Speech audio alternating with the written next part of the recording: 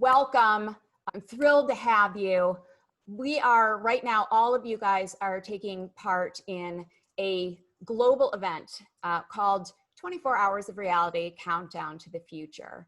And during this time, 24,000 trained climate reality leaders like me are giving talks on climate change, its effect on our health, racial justice, and more. And my goal today is to inspire you about our future and show you ways that you can make a difference on these issues that matter to all of us. So first, I'm going to walk you through the situation itself so you can see the links and the impact. A lot of these links, a lot of us just don't realize exist. So as I walk you through that, some things might feel a little bit grim, but I'm going to inject some fun and some solutions throughout. So stay with me because we have fantastic, tangible solutions. I'm going to go through the presentation first, and then we'll take questions at the end. So before I start, I want you to think about what motivated you to come today, why this is important to you, and to imagine what it would be like to live in a world where we've solved this problem, or at least have turned the corner on it. What would that feel like to you? Why is it important? While you're thinking about that, I'm going to share my story about how I got involved in this movement. I've been banging the drum about climate change. Well, it was global warming back then, and then climate change, and now the climate crisis. But this has been important to me since I was an undergrad at the University of Michigan. And that's where I grew up, in Michigan. And I grew up spending my summers on our beautiful lakes, building nature trails, skiing. It was anything outdoors. And recycling was a big part of our lives back then. I was totally used to scrounging for an extra 10 cents for every can of Jolt Cola that I needed to get through high school. And you better believe that every can went back so we could get that 10-cent refund. And since then, I have hauled plastic bottles and trash from the floor of the Grand Canyon and the summit of Mount Whitney, which you see here. Unfortunately, when we got to the summit, we could barely see anything except for this hamburger, which is wrong in so many ways. So of course I hauled it out too. Leave no trace, as you may know. So I care very much about how we humans are destroying our home, but even more so I care about people. I've spent my career as a social entrepreneur trying to create both social and economic value. And climate change is an existential threat for all people. So in 2018, I quit a pretty fantastic job because I had to do something bigger to address the climate crisis. I needed to make it my full-time job. And so I did. I co-founded Brighter Investing. It's a financial advisory firm that helps people invest sustainably and address the problems that matter to them. Climate change and the environment, divesting from fossil fuels, those are top issues for investors, but there are many more. So if that's something that interests you, I am always available to answer questions, large and small. So I feel very fortunate to be able to get up every day and fight for the things I care about and to help others do the same, and to get out and talk with my community like we're doing today. So I am going to start with a little question here. I want you to think about and answer this question in the chat. What of these three things is the #1 ranked solution to fight climate change on a global scale? I've got food waste, women's health, eat less meat, eat plants. Eat plants, women's health naturally, from a doctor, of course. Plants, plants, plants. I think we have a consensus on plants. So shall we see whether you were right? Thank you. Leonard Robinson with the correct answer, cut down on food waste. Cut down on food waste. But Women's health and education is number 2, and eat more plants and less meat is number 3.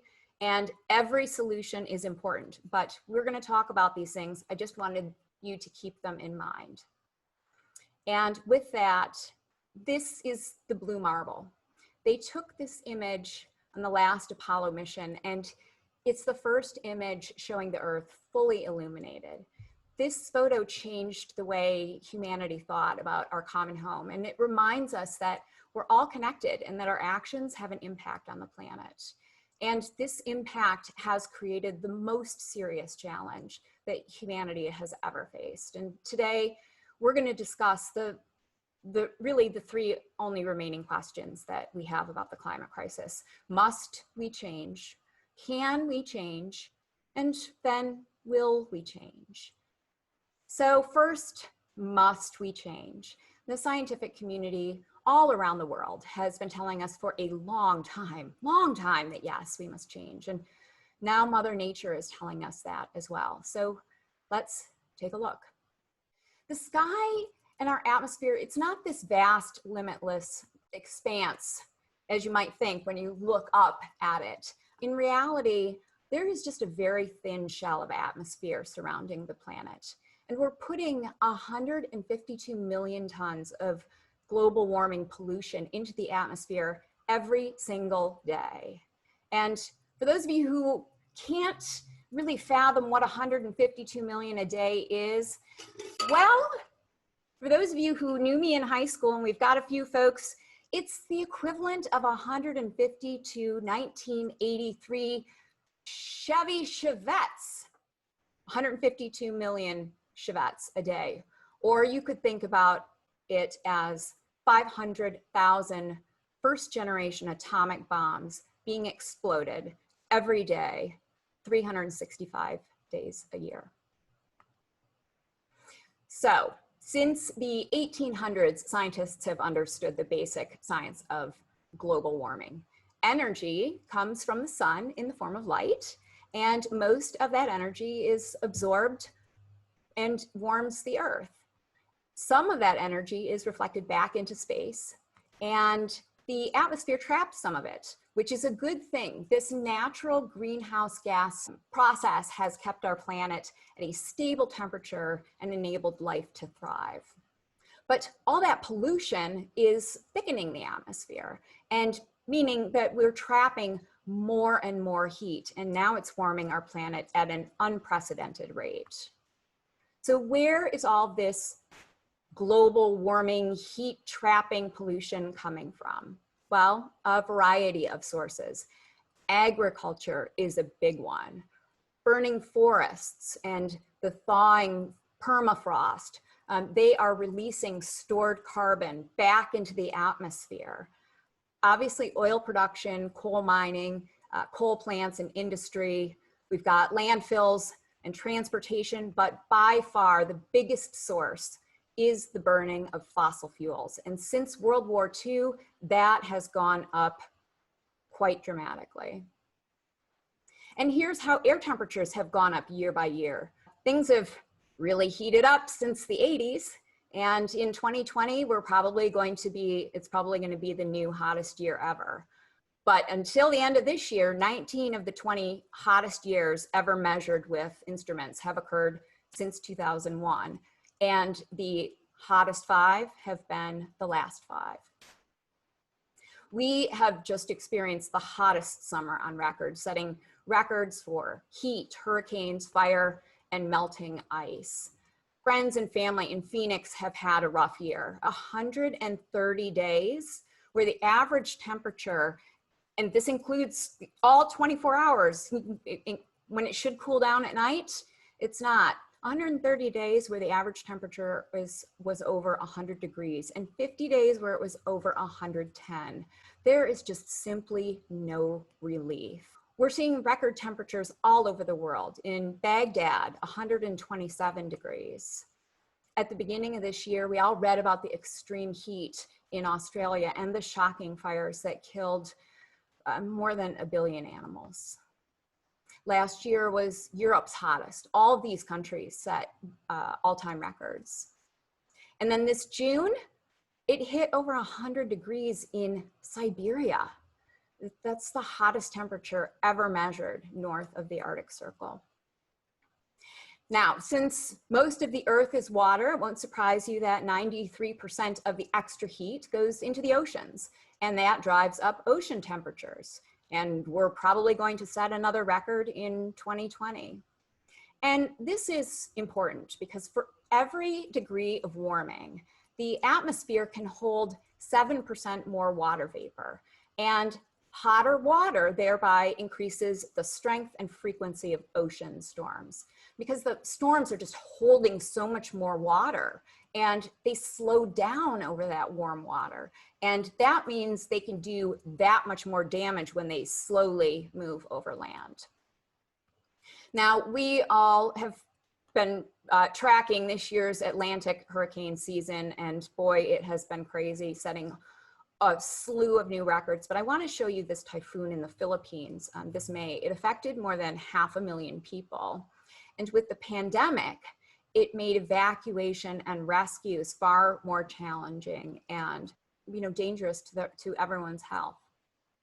Now, again, when this warm air is so full of water, it can also create massive downpours like, this looks like a mushroom cloud. It's actually called a rain bomb. This happened in Phoenix 4 years ago. Perhaps my Phoenix friends want to tell everyone in the chat what that was like. But when we get these enormous downpours, what happens? Well, flooding.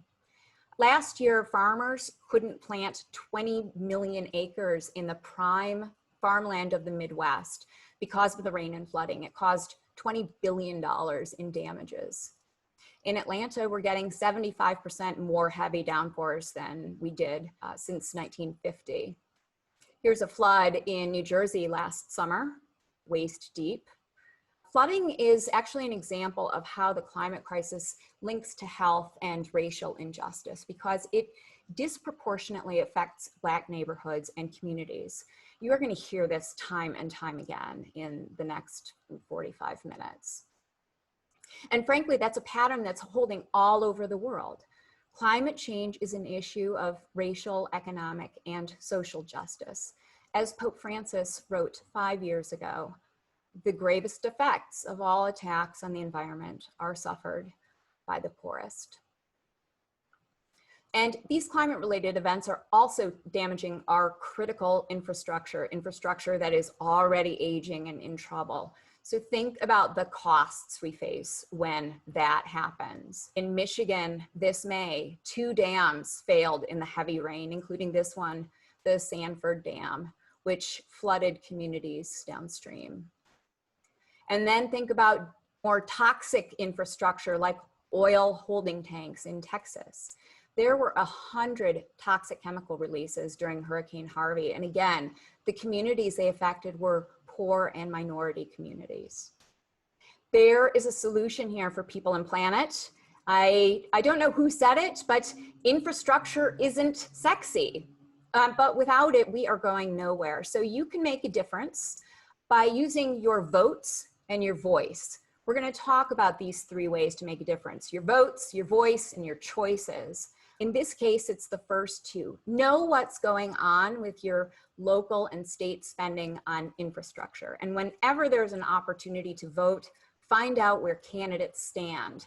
Let your legislators know when you support or oppose their position, preferably by a phone call. Many of us don't realize that we have a say in these matters, and we do. And when you talk to others, suddenly you are not the only one. You matter. So we've seen how extra heat pulls water into the air and creates more precipitation and floods. The same thing happens over land. More heat sucks more moisture out of the ground, and that causes drought. So one of the great cities of India, Chennai, is just about out of water as its reservoirs dried up. And there are many cities actually that are running this risk. Cape Town came within a hair of completely running out of water. Look at these groundwater levels in Europe, very low. Many of us just don't realize how serious the water crisis is for more than 40% of the world's population. But water is the source of life, and the supply of water affects all of us, especially since rising temperatures also increase demand for water. When it's hotter, the world needs more water for people, for crops and animals, energy production, and many other industries. In the US and the rest of the world, 69% of water is used for agriculture. And there are farmers around the world who are worried that the entire system could collapse because the supply of water is falling. And why is that water supply falling? Well, ice is melting into the oceans. We have groundwaters, lakes, rivers, and reservoirs that we've seen are drying up, and we're losing forests, which hold a lot of water as well as CO2. So we've all been told to save water by, say, taking a 1-minute cold shower. We may not have thought about saving water as a climate solution, and it is, but there are much bigger ways to save. And here is a simple example. You may be thirsty after we've talked about all of this water, so I've got another quiz here. You have a choice of 3 drinks. Which one do you think consumes the least amount of water when it's created? Which one? Pint of beer? You guys can vote over here. Pint of beer, a bottle of water in plastic, or a latte to go? You guys here? All right, we have a bottle of water, beer, latte, beer, latte. Oh my goodness. Okay, Betty. Yes, so the correct answer, yes, is beer. Beer requires only 0.184 gallons of water to produce. The bottle of water itself, just the bottle requires almost 2 gallons, and that's not including the water inside, which was probably from a municipal source, which you could have gotten out of your tap, by the way. We really don't need to be drinking out of bottles, plastic bottles anymore. But boy, this is just awful. 53 gallons of water to create that latte to go. So if that shocks you, and as it shocked me, think about everything that goes into that latte. So, yes, we have the paper cup, we have the plastic top, and that straw sticking out. But we also have dairy product in there. We have milk from cows. And if cows were a country, they would be the 3rd largest greenhouse gas emitter on the planet. So anything that comes from cows is going to have a very high carbon footprint. So we've got milk, we've got sugar, which is very water intensive, and coffee beans. And all of that adds up to 53 gallons of water. But the good news is that it doesn't mean you have to give up lattes. You can actually make some choices that make a big difference. So bring your own cup. Maybe choose a plant-based milk or a plant-based milk, whatever. I prefer cashew milk. It is fantastic. Cashews also use a lot of water, but they don't come from cows. Give up a little sugar, and suddenly you've cut that. And that's the idea here, is that you don't have to give things up. Every bit matters. So do what you can. Here's another question for you. How much water does it take to create a pair of jeans? And I'm not going to, that's a catastrophe. I'm not going to make you guess on this one. I'm going to give you the answer. It's 1,800 gallons. 1,800 gallons to make a single pair of jeans. So as I look in my closet, that's horrifying. But what's even more horrifying is that that's enough water to keep a child alive for 8 years. 8 years. So that's a lot of water. So maybe you have enough jeans. By the way, much of it is in the dyeing process. And Levi's has actually really innovated to cut back on the amount of dye. So I've mentioned this. There are really 4 R's here to think about when you're making your choices. The first one is refuse. It's simply, choose not to choose no. So I might choose not to buy a new pair of jeans. That's fantastic. I have enough already, frankly. Reusing. You know, I have lots of jeans, but maybe there is a pair that is pretty worn out. Reusing it, one thing I could do is cut it up and use it to scrub the bathtub. That's reusing. Or maybe I have an old anything that I want to give to my friend Betty to turn into something really cool. Reusing, giving it to someone else. The third one is reducing. So just reducing the amount of, say, meat you eat. Every little bit helps. And then the fourth choice, and by the way, these are sort of in order of impact, is recycling. Recycling is, you know, it's important. It's also complicated and confusing, and a lot of what we recycle just is not actually being recycled. It's ending up in landfills.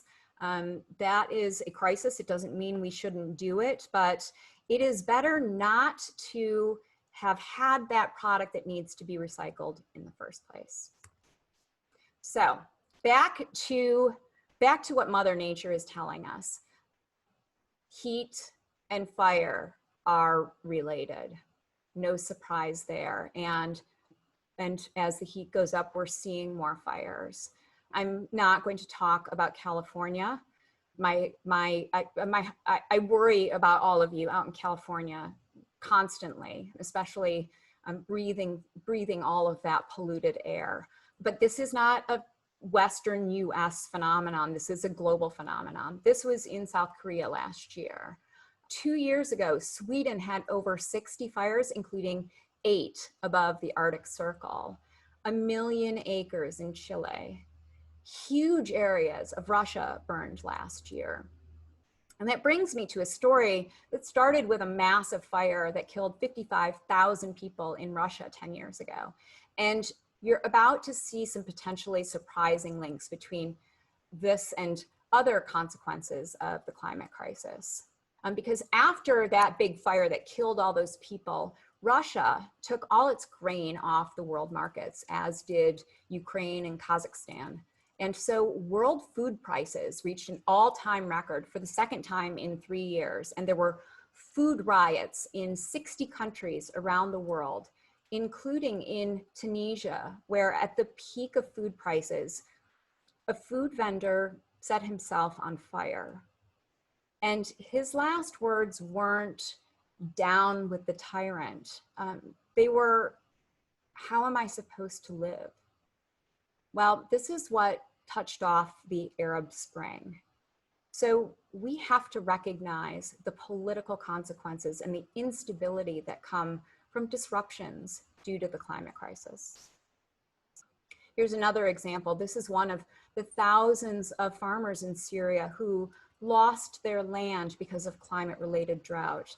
From 2006 to 2010, before the civil war, drought destroyed 60% of the farms in Syria, killed 80% of their goats and their other livestock, and drove 1.5 million climate refugees into the cities of Syria that were already crowded by refugees from the Iraq war. And the Syrian government minister just said, "We can't handle this. This is beyond our ability." And all hell broke loose very soon after that. Now, the scientists are warning us that the world could see up to 1 billion climate migrants in this century. And it's happening in the US here right now. Our country is deeply divided over migration from Central America. And we've talked about how North America is experiencing drought and how it will get worse if we stay on this path. But the conditions in Central America, they're already there. They're already severe. And most of the refugees who are coming north to the Mexico-US border are coming from this region known as the Dry Corridor. And here's a section of that corridor, farmland, in June of 2018.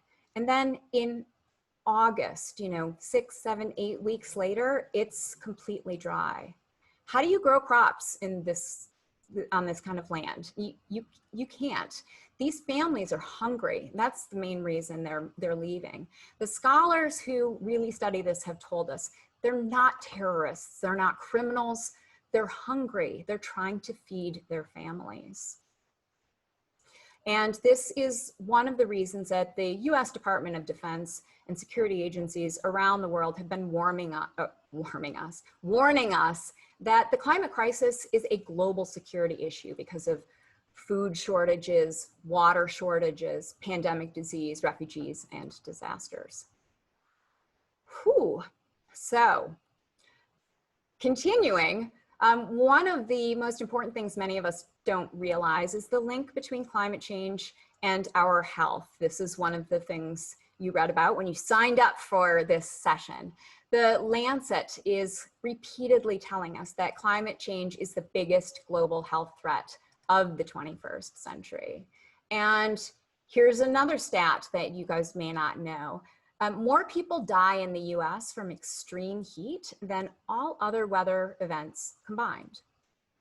And the people who are most vulnerable to heat include the poor and the homeless, the elderly, babies and children, people who work outdoors, and also low-income neighborhoods and communities of color in urban areas. Because in urban areas where there's more concrete, less green space, fewer trees, temperatures can be much higher than the surrounding areas. And this is a phenomenon called the heat island effect. So that's the story with heat, yet air pollution is a far worse problem. Burning fossil fuels is the primary cause of global warming pollution, as we've seen.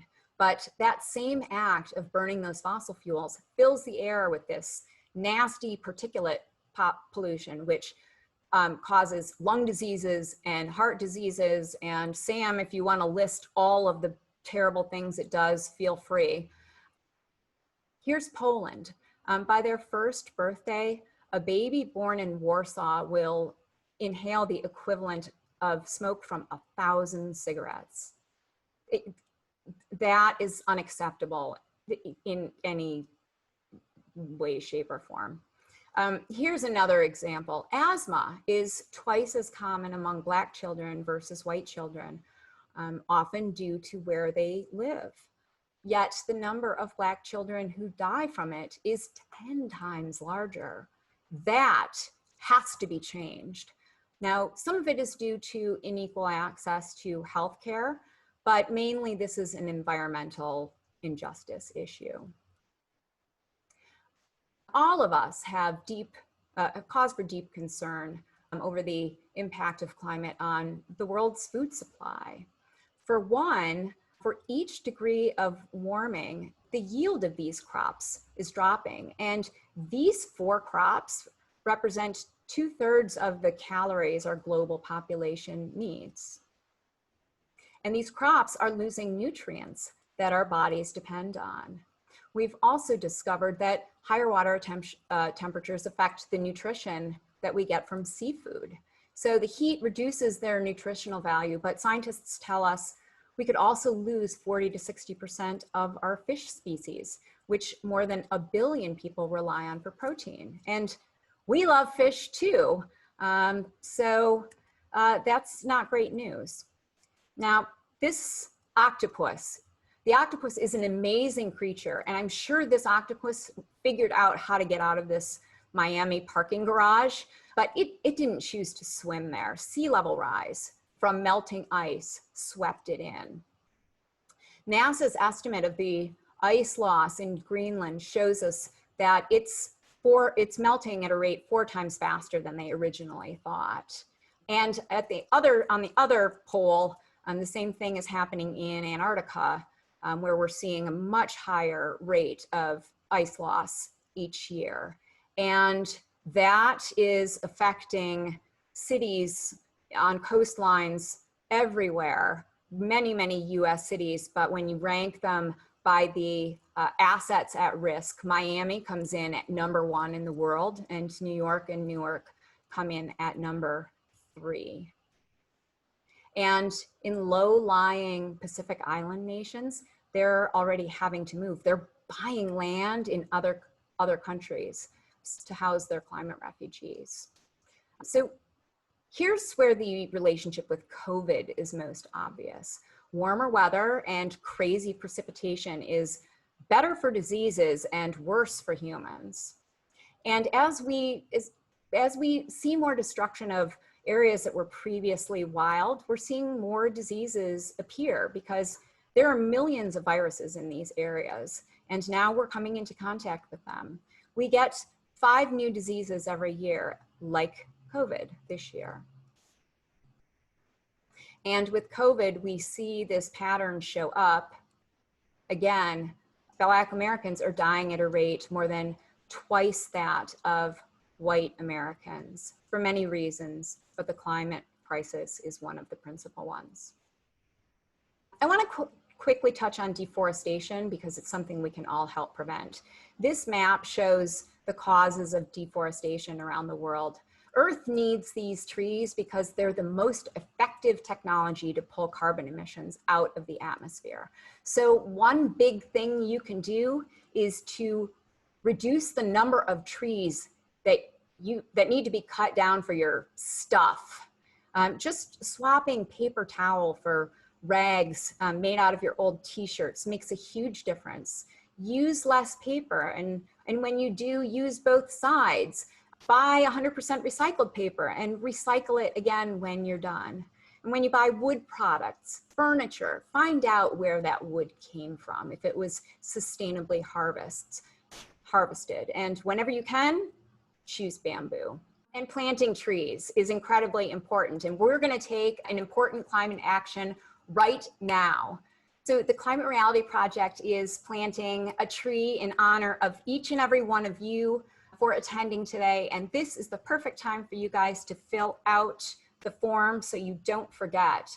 So I want everyone to go to 24hoursofreality.org. I'm trying to get my mouse over here. 24hoursofreality.org. You're going to scroll down to the section that you see here with the dark green background. Fill that form out and you'll get to choose where you want to plant your tree. And as you do that, I'm going to leave you with this reminder. Keep the trees on your property. They can lower your air conditioning bills by as much as 50% and lower your heating bills too, and turn this climate change around. So if you cut one down, you're releasing all that sequestered carbon. It's going back in the air, and you just don't want to do that if possible. So are we planting trees? Excellent. We are also losing our animal population. A new report says that the average animal species population has declined by 68% since 1970. And the study says declines in mammals, fish, birds, reptiles, and amphibians present a dire warning for the health of people and the planet. And other studies say that half of all our land-based species are at risk of extinction in this century on our watch.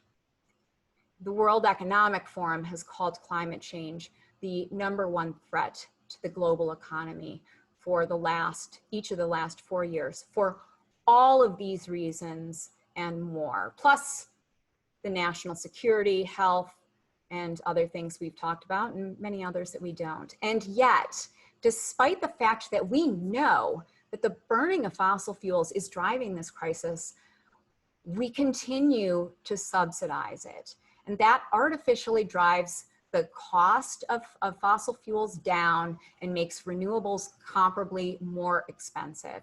And that is insane. It reflects the power of the fossil fuel companies who spend hundreds of millions of dollars on lobbying and disinformation campaigns each year, and they've been doing it for decades. And who pays for it? It's you and me, all of us, directly through our utility bills and indirectly through all of the costs of climate change. We continue burning fossil fuels to drive up short-term profits that investors can put in their pockets, regardless of the external costs we faced, costs that are not included in those profits. So this is another chance to use your vote and your voice. So if you don't think subsidies are a great idea, tell your elected officials, know where candidates stand, and vote, vote, vote. Vote in every election, vote for in every race on the ballot. Don't ignore those.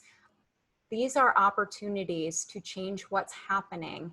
And if we don't take those opportunities, it makes it that much more difficult to turn this stuff around. So, must we change? I hope that I hope I've convinced you that yes, we must. So the question is, can we do it? And the answer there is yes, we can too. Those scenarios we just went through do not have to happen. We know what the solutions are, and they're getting cheaper and better every month. So burning of fossil fuels, switching to clean, renewable energy from wind and the sun, that's what we need to do. And the great news is that 75% of the world's population, for them, those sources of energy are the least expensive form of energy. And in the US, we are nearly there. We need to get rid of subsidies, but we need to get our utilities to shut down the rest of the coal plants and use more and more renewables. And that takes some time. We want to talk about things that we can do like this afternoon. And unless you can take your home off the grid and install a bunch of solar panels this afternoon or over the next couple of months, that doesn't qualify for this talk. But you can reduce your fossil fuel pollution in many other ways. I'm going to focus on the easiest, biggest things you can do now. And calculating your carbon footprint is a great way for you to find out personally where your biggest levers are. If you've checked yours and want to share what you learned, let us know in the chat. It gets really detailed, and that's fantastic because it shows you where you have room to make choices and make an impact. So when you do this and you see your score, don't think of it as punishment, think of it as opportunity, and you can really dig deep in all kinds of areas. And this is an important concept to keep in mind. Your footprint is going to be related to your income and your wealth. And this demonstrates that the most fortunate among us have the greatest opportunity to make a difference. So here's a quick exercise that I took another group through. I apologize in advance. This was a group of pretty wealthy folks, so I've used some large numbers, but they scale down, and so they're still relevant for all of us. We've got lots of folks who are early in their careers. I think we have some high school students with us, so don't brush this off as being too large. So the average household of 4 in Buckhead, zip code 30305, has a carbon footprint of 86 tons per year. That would be 86 Chevy Chevettes every year. And it's distributed among these different areas. We can see travel and goods and services are the biggest ones. So we worked to see, how far could we get that down? And so we saved 36 tons. And here's what we did to do that. First of all, we replaced 2 vehicles with electric vehicles. They were very excited about that, super excited about it. EVs are awesome if you haven't ridden in one, and that is our future. So if you can buy one, please do. We also reduced their airline travel, which is pretty easy in the time of COVID. Not too much, but just a bit. And look at how much of a difference that made on their carbon emissions overall. We also reduced their energy use a bit, simply doing smart things like replacing their light bulbs with LEDs. That makes a big difference. On food, I converted all 4 family members to vegans. So no animal products there. That's a little bit tougher, but small steps matter. But that's what we did. And we also had them reusing and refusing and reducing both goods and services. So that was saving 36 tons a year. And then we looked at something else, and this may be new to you. This is my business. Your investments have a carbon footprint too. And it can multiply what is happening in your household. This side by side, on the left, Vanguard's largest mutual funds, and on the right, Fidelity's largest mutual funds.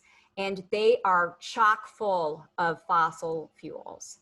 Look at these scores. This is from fossilfreefunds.org, which is a fantastic website where you can enter your mutual funds, whether they're in your 401k, your retirement plan, or those that you manage yourself. And you can see how they do on fossil fuels, as well as gender equality, weapons, deforestation, and a lot more.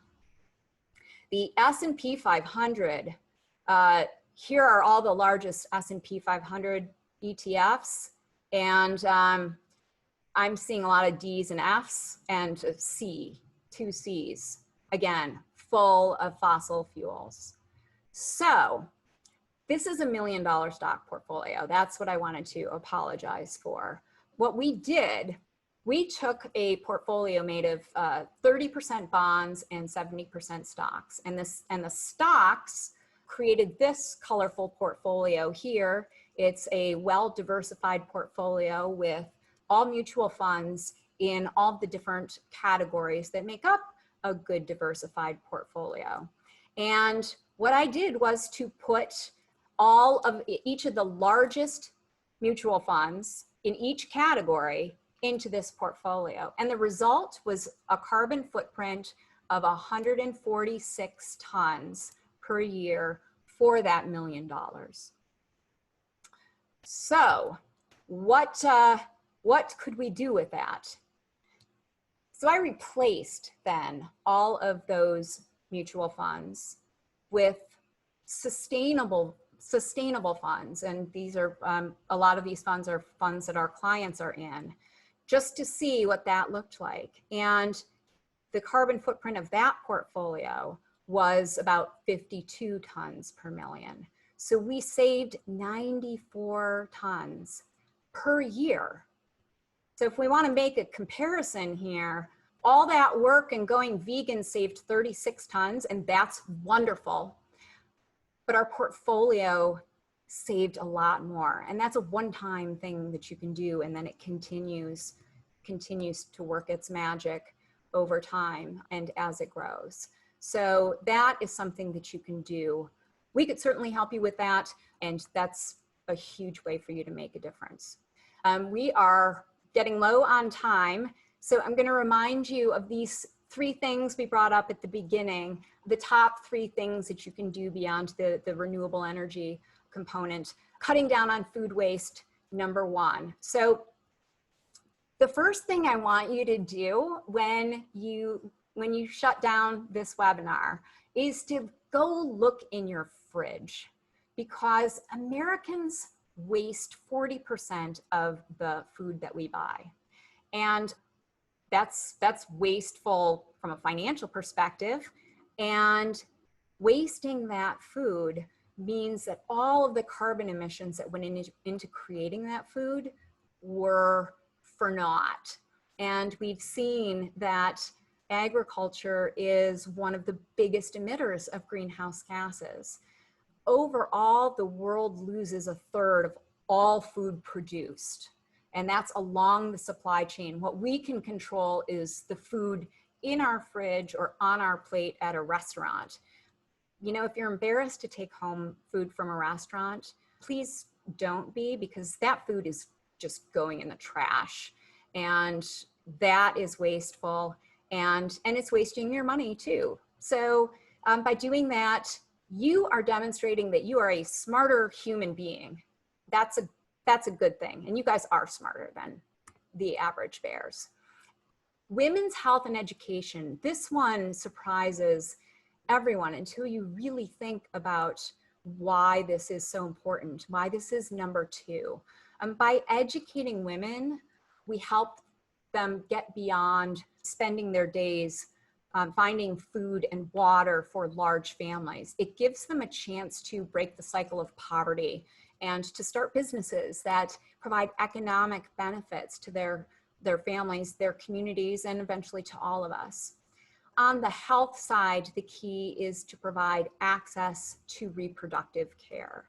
One, because without it, women all over the world will struggle to provide for their families, their growing families, in a time when food, water, and resources are becoming more scarce and more expensive. And two, it helps women everywhere, and especially in places where they don't have access, to control the size of their families and stop runaway population growth that our world can't support. And there are so many other reasons that empowering women is critical for fighting the climate crisis. That is a huge and completely separate series of webinars. Let's move on to the third one, which I think we've already talked about a bit, and that is eating more plants and less meat. I mean, these are beautiful cows. Meat, the amount of meat that we're eating is just not sustainable. And when you use your carbon footprint calculator, and when you see how cutting back on meat impacts your overall emissions, you'll see really quickly what a difference it makes.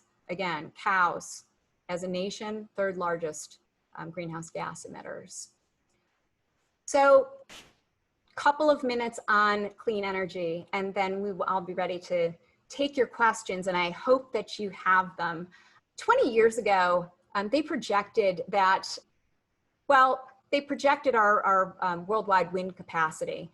And in reality, we exceeded the goal by 22 times over. Globally, wind could supply worldwide electricity consumption 40 times over. And wind capacity around the world is rising very quickly. In many parts of the world, it's now the cheapest form of electricity. And that's very, very exciting. The picture is even more dramatic with solar. 18 years ago, you know, they had these like teeny tiny projections. And then the reality was that by 2010, we had exceeded the goal by 17 times over. And then in 2019, it was 121 times over. You know, this is a type of energy that we're not going to run out of, because we get enough energy from the sun in an hour to power the entire world for a year. And the curve, a hockey stick showing solar installations, is even faster than wind installations. And a big part of that is that the costs of the components are coming down dramatically, just like any other technology. When it's invented, it's produced on a very small scale, and it's expensive. Think about computers. Components in all of these renewable technologies are the same. The technology gets better and better, cheaper and cheaper. And that's what enables us, that can drive adoption. Today, more than 2/3 of the global population lives in countries where solar and wind are the cheapest form of energy. And the US can get there as well. As an example, here's the Kentucky Coal Mining Museum. I really don't want to go there, but I don't know, maybe some of you would. They power the museum with solar panels. I think that's a sign, don't you? Storage capacity is obviously a huge issue, because when the wind isn't blowing or the sun isn't shining, we need to be able to store that energy. Well, we're projecting a huge increase in that storage capacity as well. And I would bet that we will exceed those the same way we exceeded all those other projections. And battery prices are going down. And that's another reason it's so dramatic. And finally, transportation. So now that we have we've changed to renewable energy, now the largest source of greenhouse gas emissions is emissions coming from cars and trucks and ships. This is a picture of LA Thanksgiving a couple of years ago, and that's where electric vehicles come in. Here's the rise of EVs. This makes a big difference in your personal greenhouse gas emissions and does so much for our planet. Let's get those gas guzzling, polluting cars off the road and power them with electricity, ultimately electricity that's coming from renewable sources. Countries have committed to completely phasing out gas-powered vehicles completely, and all of the car manufacturers are aggressively getting into this business.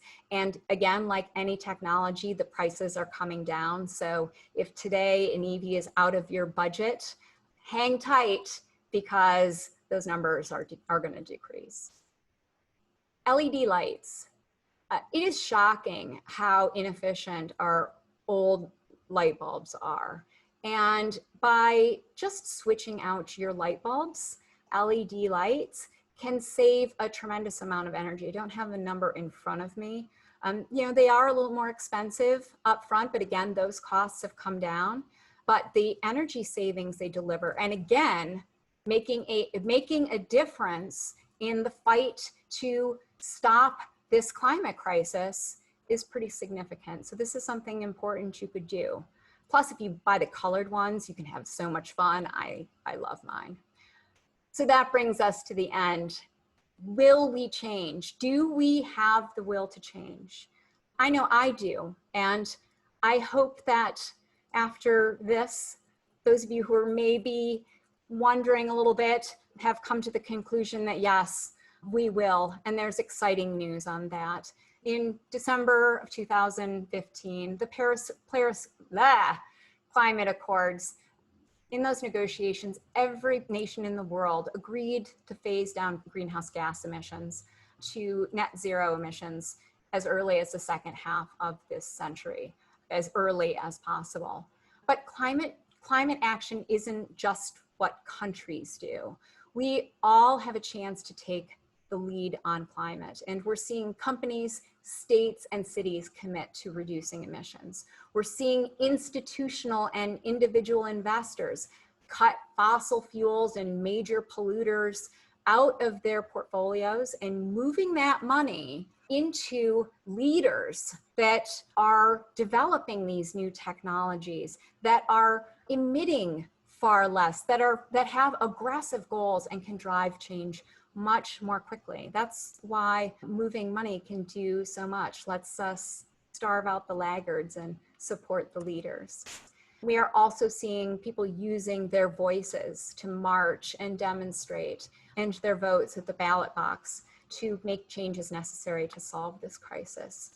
So please join all of us who are using our voices, our votes, and our choices to fight this crisis, because our world depends on it. So let's start now.